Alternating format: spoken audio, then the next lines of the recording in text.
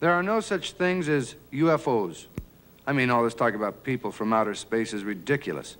Those people who claim they've seen flying saucers must be absolutely crazy. I mean, after all, the government looked into it, the Air Force looked into it, scientists have looked into it.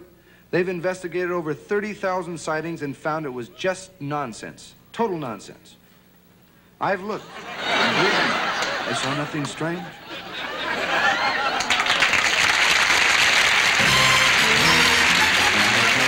It's the Smothers Brothers Comedy Hour with guest stars David Frye, the Righteous Brothers,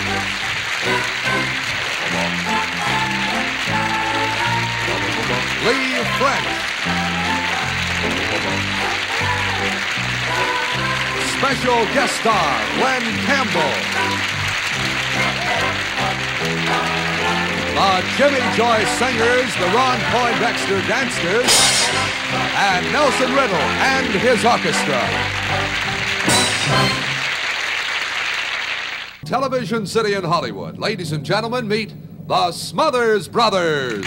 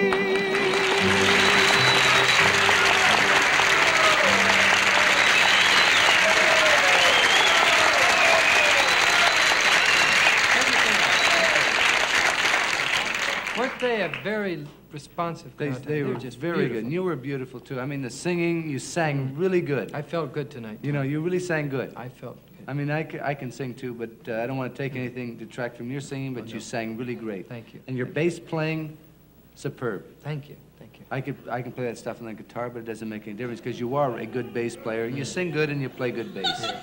Thank you very much for your compliments. I do detect sort of a note of jealousy, though. You know, that's all right. Ladies and gentlemen, we think we have a fine show.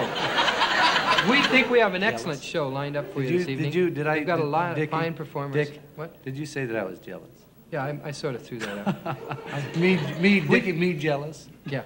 We have a fine show. As you saw in opening credits, we have... Jealous? Me? I'm jealous?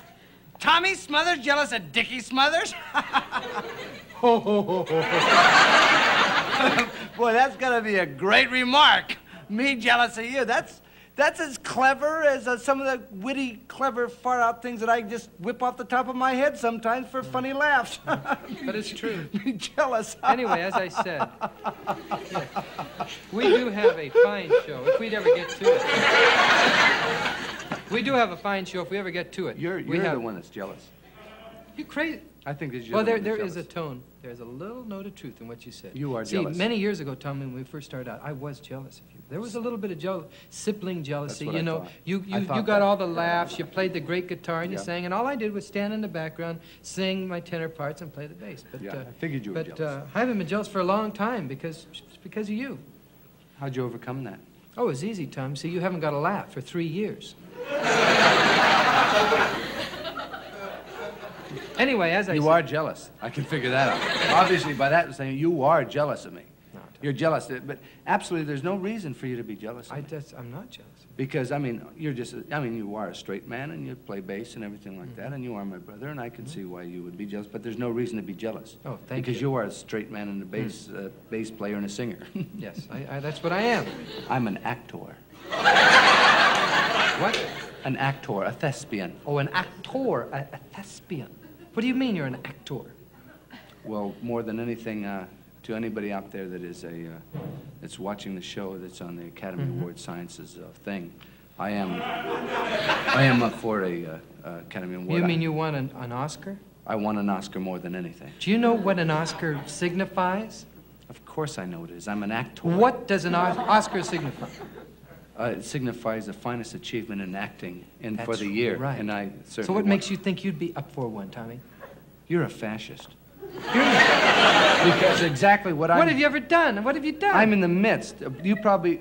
I'm over here, yes. I'm over here. You don't even know. See, I'm doing... Are you working right now? Yes, in a Shakespeare play. What? Othello. Othello? Kind of turned your water right off, didn't that? Othello, right? I'm an actor. I thought you were more the Macbeth type. No, Othello. Othello, huh? Yes. Well, where are you working on this? I'm in rehearsals now for Othello. Yeah, the lead in Othello. Where are you working on it?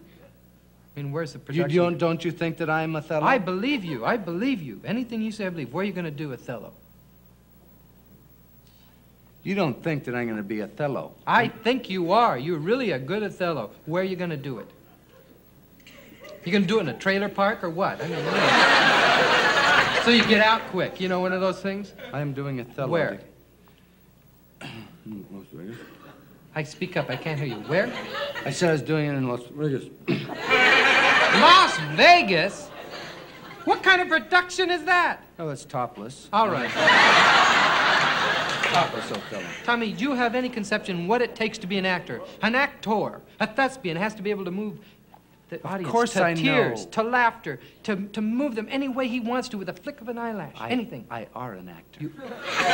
So of course I Okay, know let's see you do it. Okay, you're an actor, right? Yes. Okay, let's see you. Hate, love, greed, envy, desire, fear, excitement. Fantastic, Tommy. That is the greatest display of acting I have ever seen. You moved everybody. They went this way, they went that way with every nuance. Tommy, that's fantastic. Would you realize that in a few weeks we're going to get thousands of letters from the people in their television sets watching us, and they're going to say, by gosh, he's a fraud. He stinks. He's the worst actor they've ever seen in their life, and they're never going to watch you I've exposed you. I am so proud. I exposed my brother's fraud in front of 12 Nielsen families. I myself, fantastic. You do realize, do you know how good an actor you are? My bass is a better actor, and it just sits there. Fact is, I sing 50 times better than you ever thought of acting. Oh, you are the worst excuse of an actor I have ever seen. You better just watch. Hold that. Don't move. Look at that. Look at that emotion. That is the greatest jealousy I have ever seen. I said, hold it. Quanto sogno che perciò pay. Find the key. Te. You can't even play the guitar.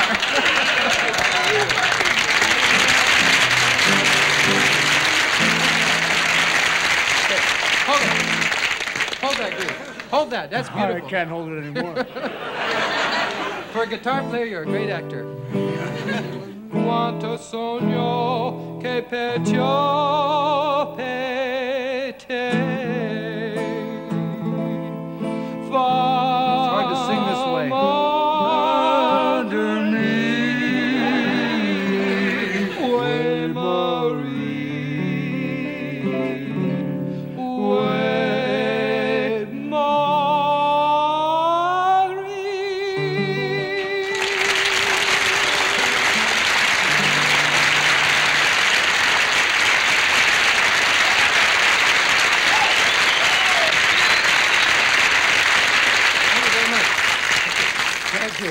Ladies and gentlemen, wait a minute. Tommy.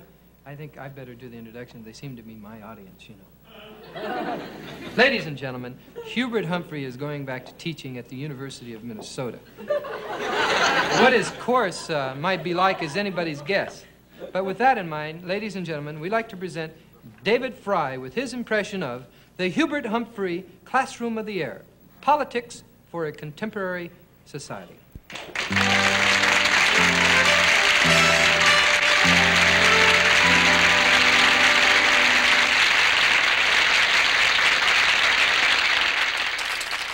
Good afternoon, students.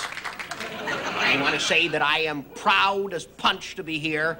And I don't mind saying that this is going to be a lecture of joy. I know that each and every one of you is interested in becoming a politician. And our lecture this week deals with techniques bridging the generation gap. Therefore, I present my lecture to you, Conversational Hip. Now for our first word, groovy to groove.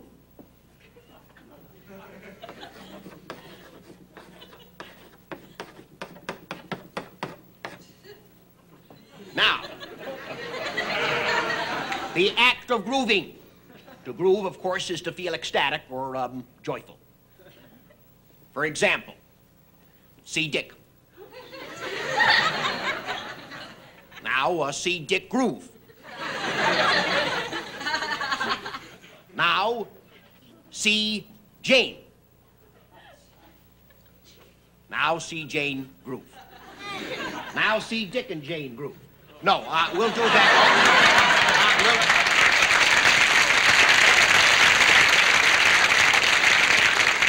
We'll do that next week after we learn the words freak and sing. Now, because you've been so good, you're going to hear a few words from one of our most outstanding pupils. A man who realizes, or at least he did realize, if he didn't, he realizes it now, if he didn't then, the importance of communication with the younger generation.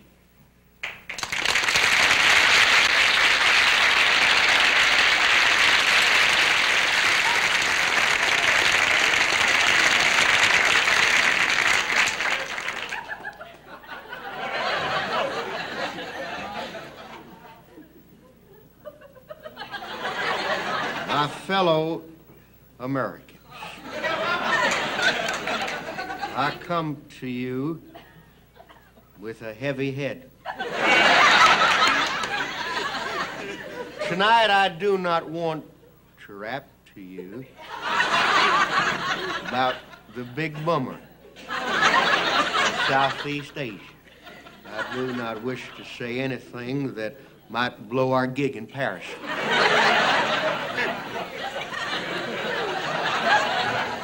I do not want to speak to you tonight as a former president or as a politician. I want to be able to talk to you all cat to cat. Now, dig. Last night, my old lady and I were really bugged. So I said to her, listen, old lady bird, why don't we turn on the stereo? We grooved with the Iron Butterfly for a while. I flipped out and she freaked. Then we juiced for a while and scarfed some brownies and crashed. Anyway, closing, I hope from here on out we can bring our country a much hipper trip through a joint effort.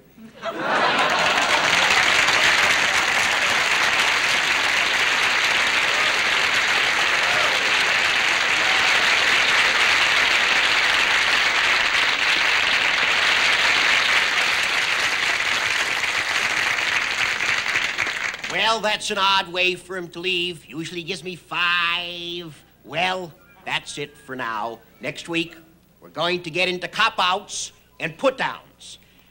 And I would just like to say this. In answer, in reply to Mayor Daley of Chicago, I would just like to say this.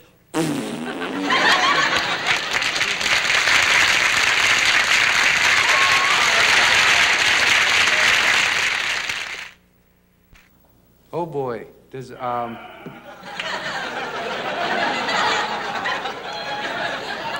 My brother Dick Smothers has a real treat for all you people because he's trying to broaden our act to make it more acceptable in all kinds of areas, and he's been practicing on impersonations. So to start our show, you know, he promised to do some imitations of some people we all know, and I'm supposed to guess who it is. This is a kind of a fun thing for us to do. He's going to come out and impersonate, and I'm supposed to guess who it is. So this will be fun. Come on out, Dickie Smothers, whoever you are. Hey. That's beautiful. Hey, wait. Don't tell me who it is. Dickie, you really, let's see, you really look good. Thank you, Tom. I've really been practicing to get him down good.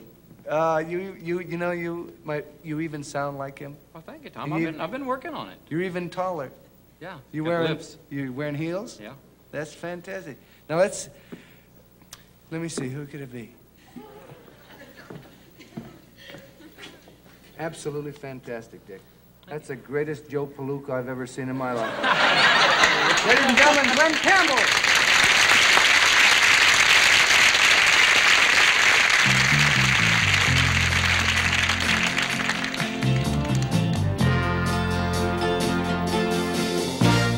Galveston, oh Galveston, I still hear your sea winds blowing. I still see her dark eyes glowing. She was 21 when I left Galveston. Galveston, oh Galveston, I still hear your sea waves crashing while I watch the cannons flashing. I clean my gun and dream of Galveston. I still see her standing by the water, standing there looking out to sea. And is she waiting there for me on the beach where we used to run? Galveston, oh Galveston, I am so afraid of dying. Before I dry the tears she's crying, before I watch your seabirds flying in the sun at Galveston, at Galveston.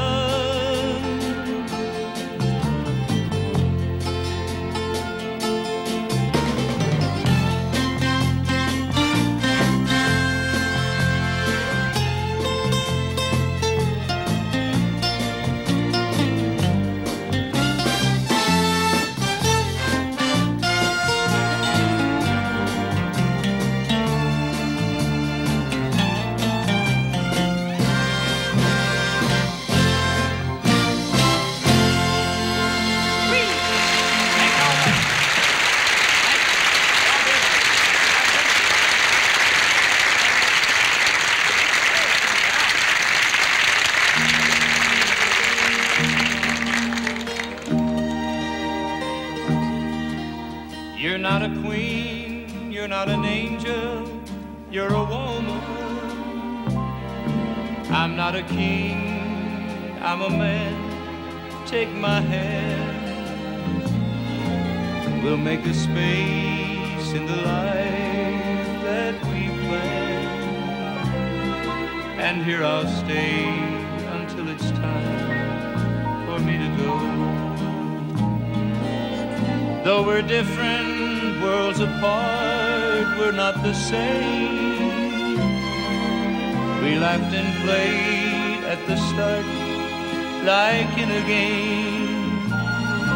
You could have stayed outside my heart, but in you came. So here I'll stay until it's time for me to go. Don't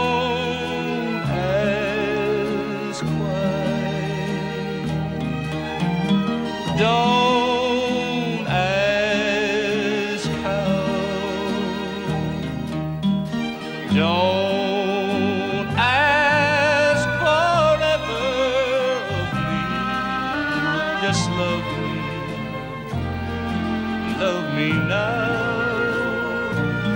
This love of mine has no beginning, it has no end.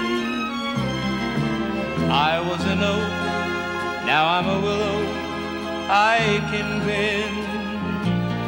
And though I'll never in my life see you again, but here I'll stay until it's time for me to go.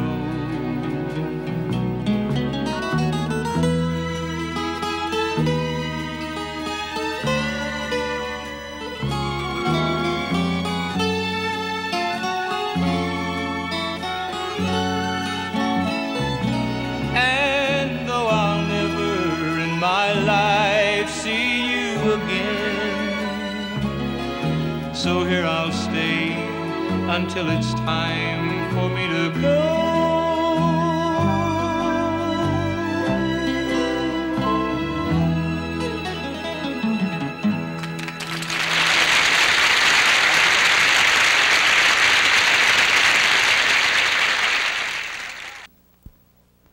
The Smothers Brothers Corporation presents a SBC report. The California earthquake. Here in California and all over the country, the one thing that's on everybody's mind is the great California earthquake. Everybody's expecting it, but they don't know when it's going to be. Now, in order to find out how some people are going to deal with this problem of a natural disaster, we took a long look along the San Andreas Fault in suburban California. Now, this suburban housewife is one of many who lives in a house along the San Andreas Fault. Pardon me, ma'am. Wondered why that camera was there. I'm Dick Smothers. I know who you are. I remember. You're the dumb one, aren't you? Oh, you know what? Oh, I love you two guys, and you know what I love? I love best when you say, very interesting. You guys are a riot. You really are. Thank you, Mrs. Griffiths. You're very perceptive. Well, thank you. I'd like to ask you a question, ma'am. Now, do you Okay, now, do you... Just listen, please. Okay. Do you expect any disasters in California this year? Oh, no, not in our neighborhood. We already have 2 Negro families on the block. Yes, we're very fortunate. Our whole school is completely integrated now. We have 9 you don't Negro understand. kids. Now, please, I'm talking about a natural disaster. Oh, you mean Arnie? Oh, he's really a good boy. He really is. Arnie, don't point that cannon at Mommy. It makes her nervous. You go out and play with the dog now. I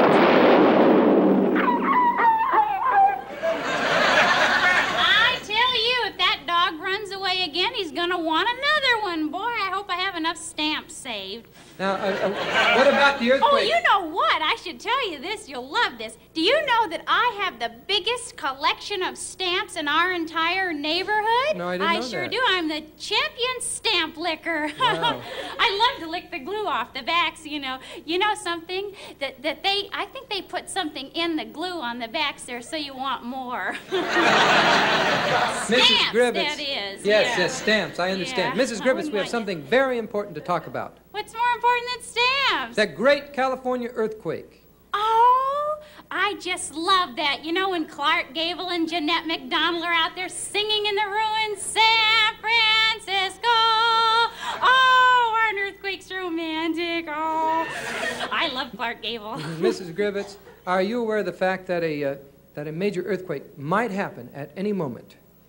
Here? Yes, here. You mean a real earthquake? I mean, with me right here with mudslides and tidal waves and all that earth opens up in volcanoes and all that stuff? Oh, I'd die. I'd die. What a romantic way to go, though. That's not going to happen anyway. But you know what? I was just thinking of something funny. You made me think of something very funny Well, right what is then. that, Mrs. Griffiths? Well, my husband's out of town right now on a fishing trip. And do you realize if there was an earthquake and he came home and found California missing, boy, would old Arnie get a spanking. I'd love to see that. Oh, Mommy's just kidding. kidding, Arnie, really. Okay. Play now. Okay, thank you very much, Ms. Oh, Griffiths. come back Thank you very again much. sometime. My pleasure, and thank you too, Arnie. Bye. Bye now. Well, ladies and gentlemen, that concludes the Smothers Brothers Earthquake Report. And this is Dick Smothers returning you to our studios. We'll be back in a few weeks with another earth-shaking public service report.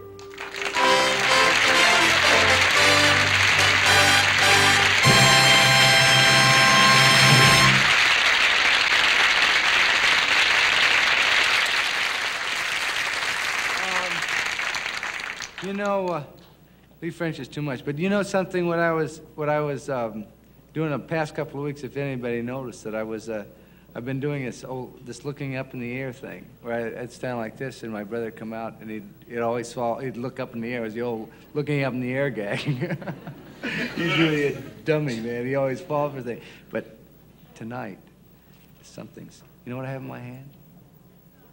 You know what? It's a piece of gum, but it's not ordinary gum. It's hot gum. And in case you don't know what hot gum does to you, I got a picture of a guy. The last time I laid some hot gum on a cat, this is what he looked like. He never hangs around me anymore at all. He fell for the old looking up in the air gag, too. See, so what I'm going to do, I'm going to give Dick this stick of hot gum, and we can watch him literally burn up because he's really... Tommy, you're not going to get me to fall for that stupid looking up in the air gag. Let's just go Oh, on with the show. you're too bright for that. Our next guest. Nice night for a piece of gum. What?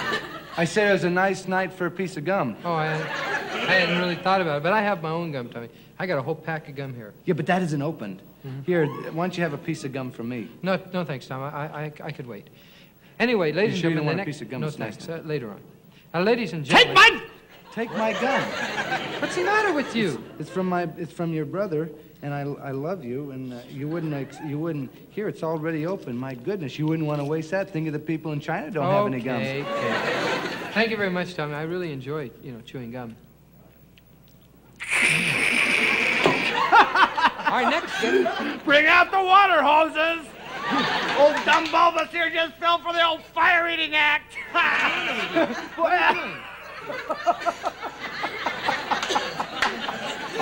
What's the matter with I you? think I just broke my laugher. How about some hot sauce to wash it down, huh? I don't know what you're talking Boy, has about. stupidity no ending. What's the matter? Do you notice anything different with that gum? Huh? No, it's really great gum. Thanks a lot. That's the best gum I've had in a long time. That's a brother. You always count on your brother to do you a favor, It is the It's best. a really nice thing. It is a piece of best. Oh, gee, have a piece of my gum, Tom. Here, Here, you have a piece of my gum. I just don't want to eat gum all by myself. Here, I'll open it for you. I'll have my own gum. I don't have any more gum. I'll have some of mine. It's okay. Boy, that's good gum. Okay, ladies and gentlemen. Oh, I got it. Why don't you introduce the act, Tommy? You go ahead and introduce him. I don't understand why it failed. It's never failed before.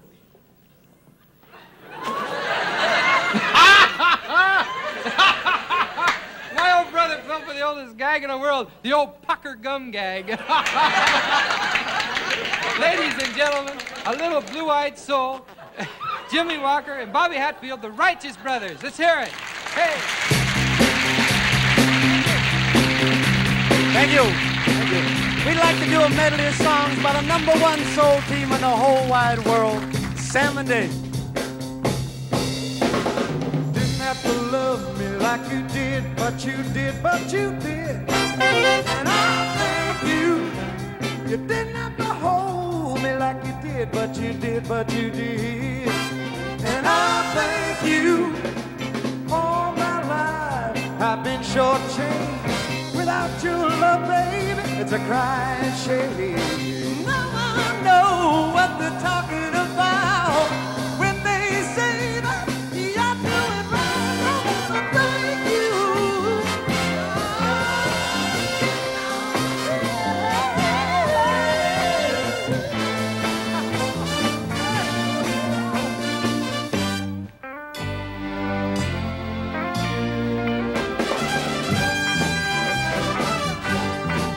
I'm coming to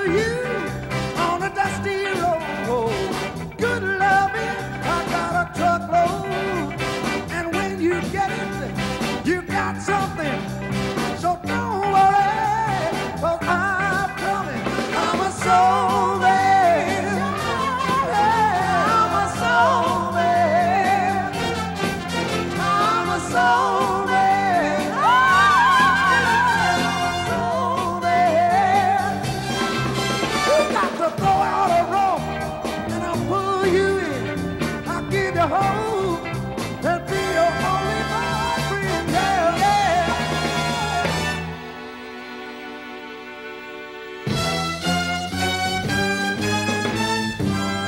When something is wrong with my baby,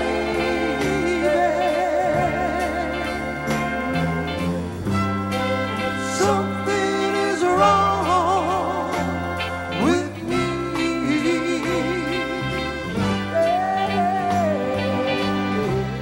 When something is wrong with my baby,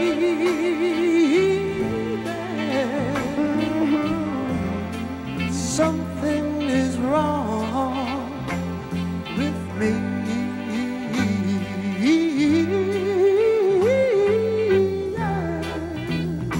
We've been through so much together. We live as one. That's what makes it so much better. When something is wrong with my baby,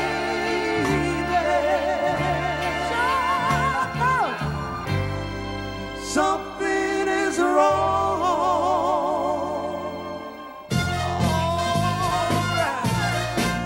Well, don't you ever feel sad? You got to lean on me when the times are bad. When the day comes when you're down in a river of trouble and about to drown. Hold on, I'm coming. Yeah, hold on, I'm coming. You got to hold on.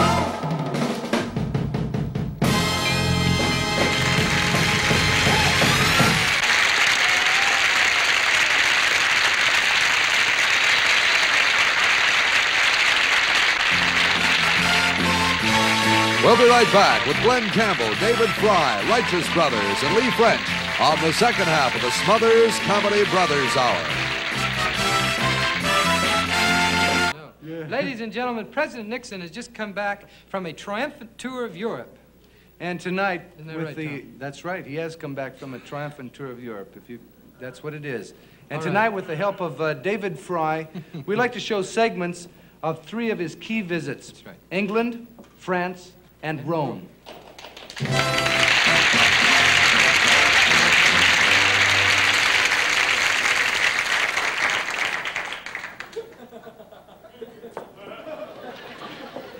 My favorite people, and you are my favorite people. Make no mistake about that. I have come to Europe primarily, of course, to see England. And I want to reassure you people, and I want to make it very clear that not one word of what Prime Minister Wilson tells me will ever get back to President de Gaulle. Now, before I leave you to go on to less important areas, I want to say that I have had some criticism lately that my past few months in office have been, shall we say, uneventful. Well, let me just say this about that, and let me make this very, very clear to everybody here tonight. There is a very good reason for this. We haven't been doing anything yet.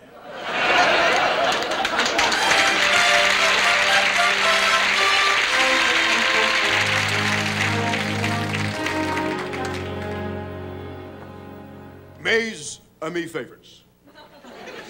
And make no mistake about it, you are my favorite amis. This, of course, is the highlight of my trip to Europe. Make no mistake about that. I just had a meeting with Charles de Gaulle, and we discussed in length everything Prime Minister Wilson told me in England. Now, some of you wonderful French people are probably asking yourself this question, as I am asking myself this question. What has Richard Nixon done since he took office? I'm glad you asked me that question. Now, let me just say this, and may I attempt to answer that, and I want to be crystal clear about it as I am about the rest of my answers. I have already started to coordinate Mr. Johnson's final act in office with my first act. Mr. Johnson's final act, as you all know, was to remove the barbecue pit from the master bedroom. My first act, of course, is to remove the barbecue sauce off the sheets, the walls, the rugs, the ventilations. I have put Spiro Agnew completely in charge of that project.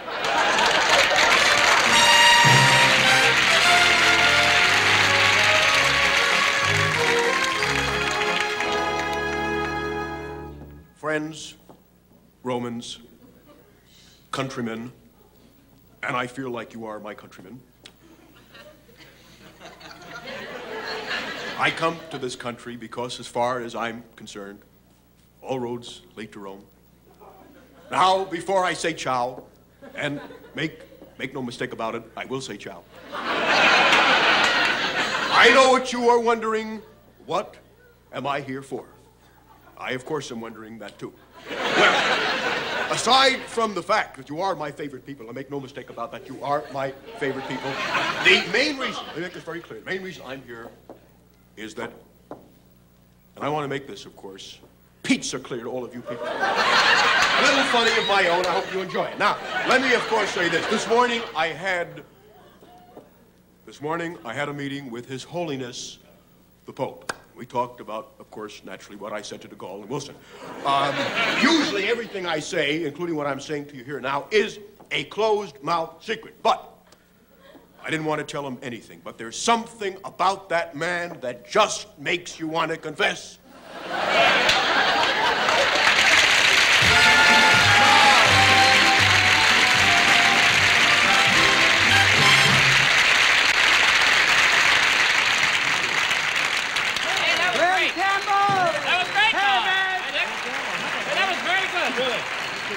You got your base there, huh? That was pretty good. Once again, congratulations on your show. You know, it seems like I see you on all the time. I see you on your show, on Joey Bishop's show, Dean Martin's show, Hollywood Palace, and John Wayne movies, exciting John Wayne movies. It's fun. And you're everywhere. You ought to write a song about it. Yeah, well, you know, from doing all the shows, there's a lot of shows are fun to do, and a lot of the other ones. A lot of them are work, yeah. And but when the executive producer of your show calls you to do his show, then it's good politics to go do their show. You're just a funny guy. Too bad no one's laughing with us. You did write a song. I did write a song, Tom. It's called A Little Less of Me. It's a beautiful song. Why don't you kick it off?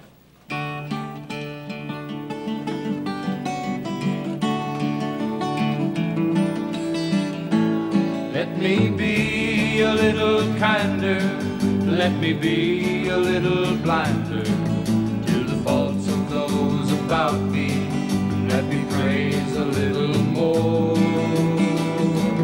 Let me be, when I am weary, just a little bit more cheery, think a little more of others and a little less of me. Do-do-do.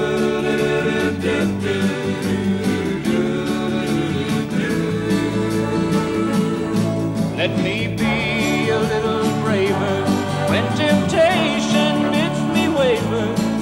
Let me scrub a little harder to be all that I should be.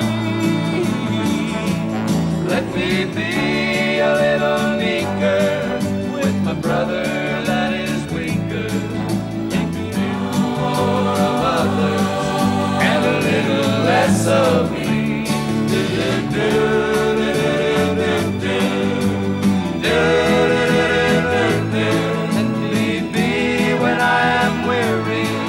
Just a little bit more cheery. Let me serve a little better those that I am striving for. Let me be a little meeker with my brother that is weaker. Think a little more of others.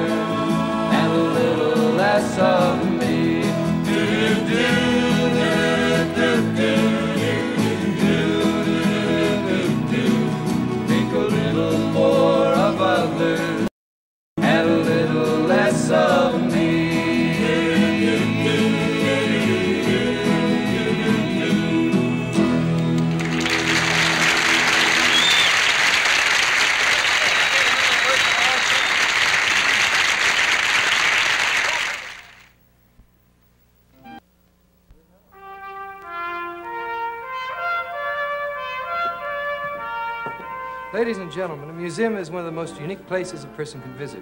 You can see great works of art, stand in the presence of thousands of years of history, and it's one of the great cultural centers of the community. That's right, Dick. And one of the most boring places in the world. So in order to get the people off the street and back into the museums where they belong, we now present the Smothers Brothers Museum of the Arts.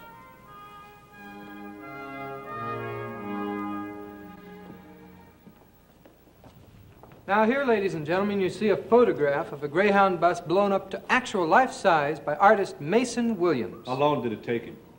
Excuse me? How long did it take him? Oh, will you please move to the back of the photograph?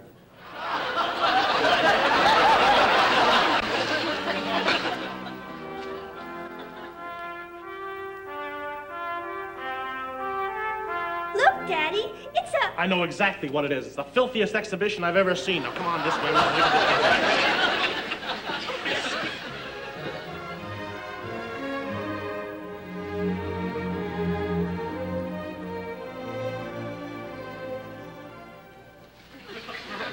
My girdle's killing me.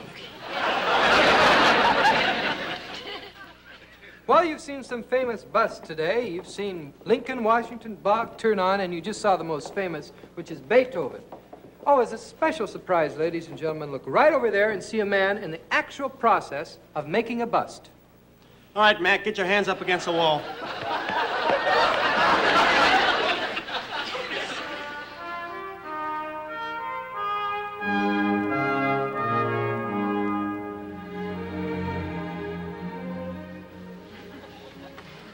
Wow, what a relief. What's that? Oh, that's, I would say that's Washington crossing the Delaware. Oh. Oh, look at that one. Yeah, that's really something. That really is, honey. You know what that is? That's a pencil. A giant pencil. Look at the detail on it, down to the tip of the lead. I mean, that's an exact duplication 15 times of a normal-sized pencil. Wow. That's beautiful. Oh, Yeah. look at this one, Bernard. Sure, honey. The artist had in mind the hang-ups of life. So they got, it says it. It's mind-blowing. You really know a lot, Bernard. Yeah, I was born with it. I just am knowledgeable about artistic things. The window of light. It works because the window of light keeps moving back and forth. That we know there's more hope in the light of the window outside. Oh, that makes a lot of sense. That's interesting. Look at that. Yeah. That really says it. It really says it. What? It's a symbolic message. A symbolic message in life. It says the key no longer fits the situation because things have kept growing and growing. Oh, Bernard, you're wonderful. Well, I've studied a lot of art and I have a lot of intuitive feelings. Now, this is it. This is it. That has symbolism and it has truth in it. Now, I've been around and know about art. That means that it's our last ray of hope. And that somewhere there's sunshine and light, a guiding light in life. That means a guiding light. I'm sorry, folks. We're closing this section here now. Sure.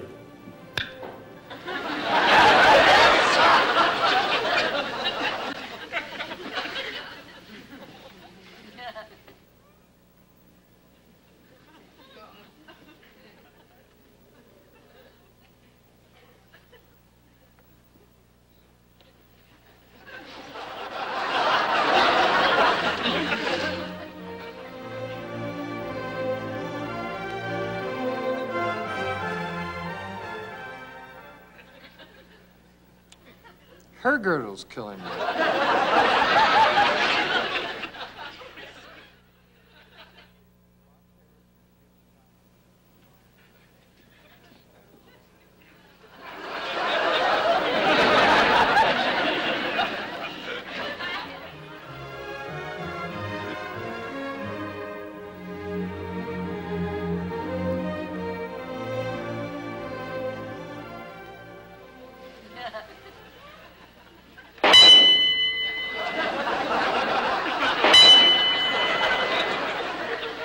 Now, that's the first thing in this museum I understand. Yeah, you're right. I really like that.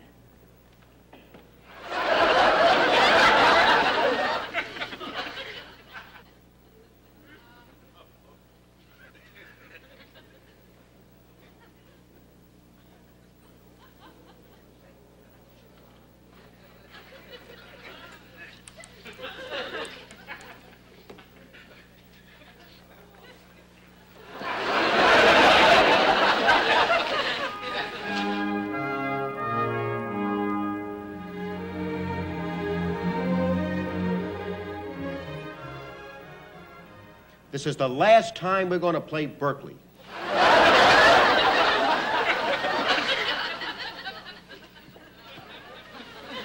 I have finished, monsieur. I hope you are more satisfied with this one than the one that other artist did for you. I hope so, too, Mr. Lautrec.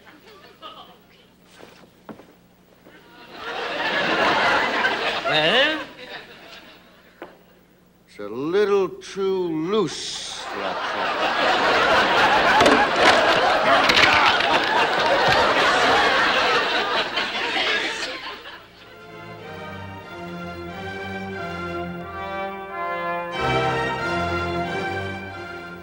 Very interesting. I not know art, but I know what I like, and I don't like that.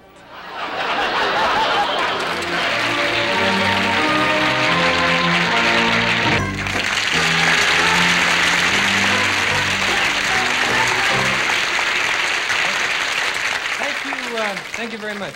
Before we thank our guests for this evening, we'd like to say thank you for this award.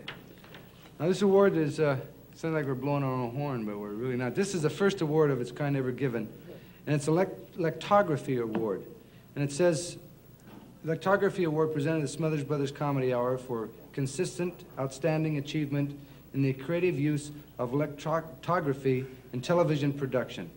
And we want to thank all of the people who made this possible for us, right? And particularly our directors during the past seasons that we've been on. Stan Harris, Sam Gary, Bill Davis, Marty Pasetta, and Tim Kiley. And these directors receive a plaque like this.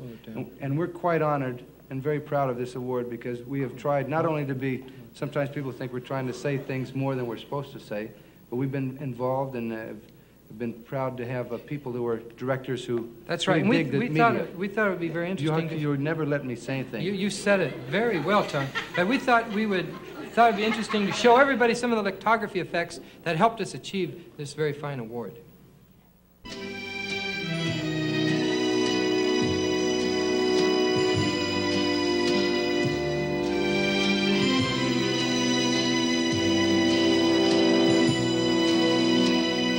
Paulson, what is your opinion of the recent Supreme Court decision regarding the liberalization of obscenity? Who are we to judge what is? After all, in a mature society, we should be free to make other photographers and wash out their mouths with soap. Little child, have you looked out your window?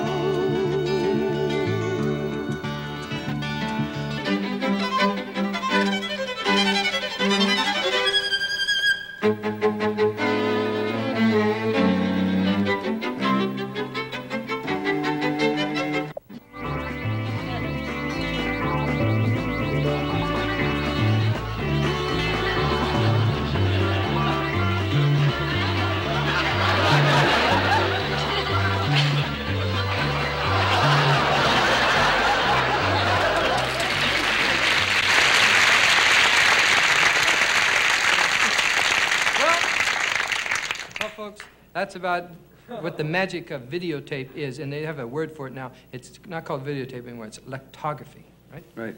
And our thanks to Lectography for their award, and our special thanks particularly to our guests tonight, David Frye, the Righteous Brothers, Lee French, and of course, Mr. Glen Campbell. Yay, yay.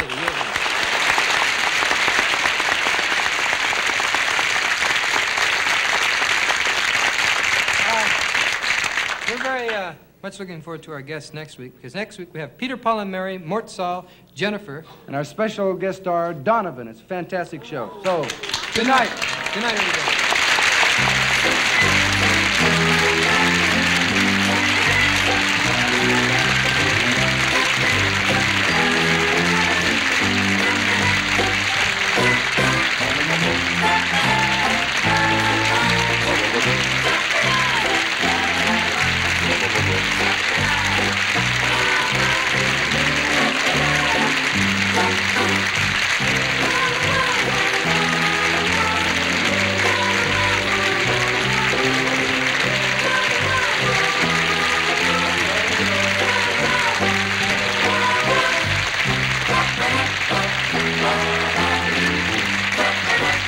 Also appearing on tonight's show were Billy Barty and Carl Gottlieb. This is Roger Carroll.